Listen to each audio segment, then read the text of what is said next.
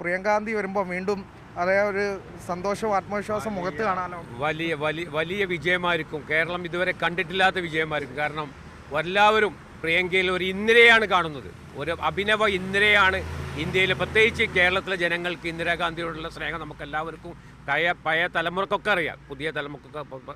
അതുകൊണ്ട് തന്നെ ഒരു പുതിയ ഇന്ദിരയിലാണ് പ്രിയങ്കയിൽ നിന്ന് ഇന്ദിരാഗാന്ധിയാണ് കാണുന്നത്.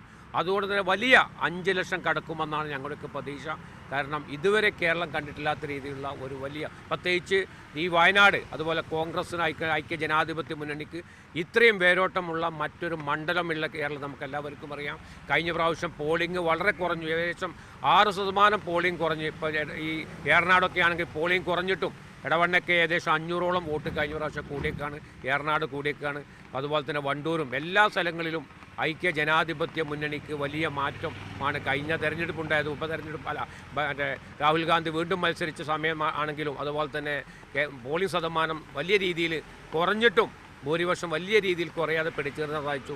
അതിൽ നിന്ന് മാറ്റം ഏകദേശം 5 ലക്ഷത്തോളം വോട്ടിന് ജയിക്കുമെന്നാണ് ഞങ്ങളുടെ വലിയ. കോൺഗ്രസ്സുകാർ എന്തായാലും ആ വലിയ ഊർജ്ജത്തിൽ തന്നെയാണ്, അതിൽ സംശയമൊന്നുമില്ല. എന്നാൽ രാഹുൽ ഇവിടെ വന്നപ്പോൾ ആദ്യം പറഞ്ഞത് റായ്ബലേരിക്കും ഈ വയനാടിനും സന്തോഷമാകുന്ന തീരുമാനമായിരിക്കും ഞാൻ എടുത്തത്. അത്തരത്തിൽ സന്തോഷം ഉണ്ടാകുന്ന ഒരു തീരുമാനം തന്നെയാണോ?